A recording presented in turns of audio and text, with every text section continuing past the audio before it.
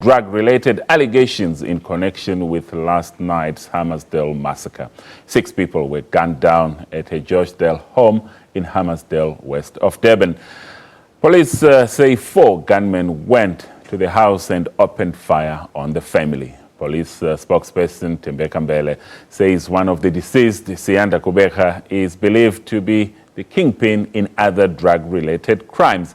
Mbele says Wonga, also known as Nyaope, and live ammunition were found on the premises, and no arrests have been made yet. Yesterday at about 9:30 at night, the family, it was Kubeka family, they were sleeping in the house. There were 7 in the house, all of them. So someone knocked at the door and asked for one of the deceased. When one opened the door, then that's when they started firing the shot at him. And then they proceeded to the rooms. In the passage, they met another woman, they shot at that woman, and then they went to the rooms and they shot everybody who was in the house. 6 of them passed away at the scene, and 1 is in a serious condition but stable. The motive is unknown at the moment, but the police are investigating the case, and a wunga was also found there, as well as 4 empty cartridges and 4 live rounds. We just appeal to the community to assist us in the investigation so that we'll be able to get the culprits. Now our reporter Mlungisi Kumalo is following up on that story and now joins us on the line. Mlungisi, good to chat to you. Are there any latest developments in as far as the police investigations are concerned in that case? Yes, a very good afternoon to you. Unfortunately, not a very good afternoon for the community of Joshdale. I must also add that, yes, there has been new developments as the story has taken quite a turn. When we got to the scene this morning and when we spoke to family members, all they said is that their loved ones were killed for no apparent reason. Because also when we got there were a lot of elderly women weeping and grieving, crying for their loved ones, saying that such a tragic incident has taken place and that their loved ones were extremely innocent.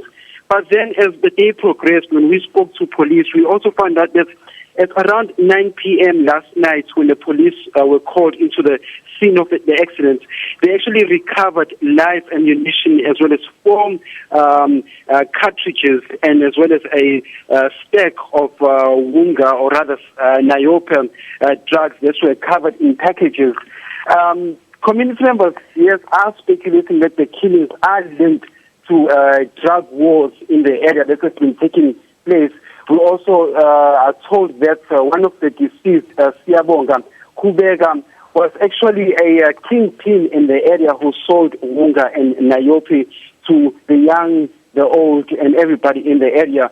So also among his luggages, a lot of stashed wunga was found in some of his packets, and a lot of money was also recovered by the police. It is suspected that he is part of a drug syndicate in the area, and hence his rivals saw a need to take him out.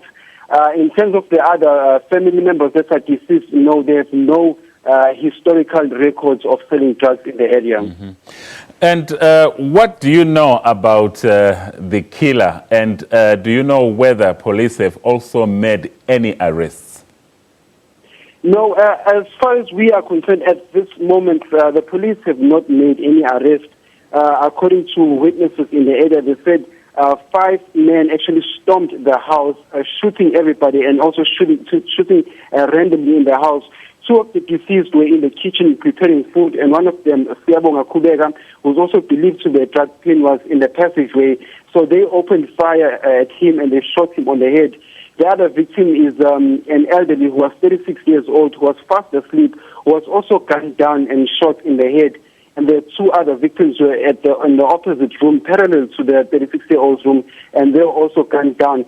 But in terms of the suspects' whereabouts, the police have no idea, as they are said to have fled into the bushes, leaving no trail and trace whatsoever, or their identity is still unknown to the police or to the community. But we also gather that one of the victims who was shot actually managed to survive and is still in a critical condition in hospital. He's the one that actually informed the police that the 5 men that stormed the house were actually armed to the teeth and they left nobody. another reason why he survived, according to him, is that one of the killers, or rather all the killers, had ran out of cartridges. Because when we got there, we saw that some of the walls had actually had bullet markings, indicating that the killers were just there for one sole reason, and that was just to kill only. Well, thank you so much there. Our reporter Mlungisi Kumale joining us from Hammarsdale, west of Durban, and will continue to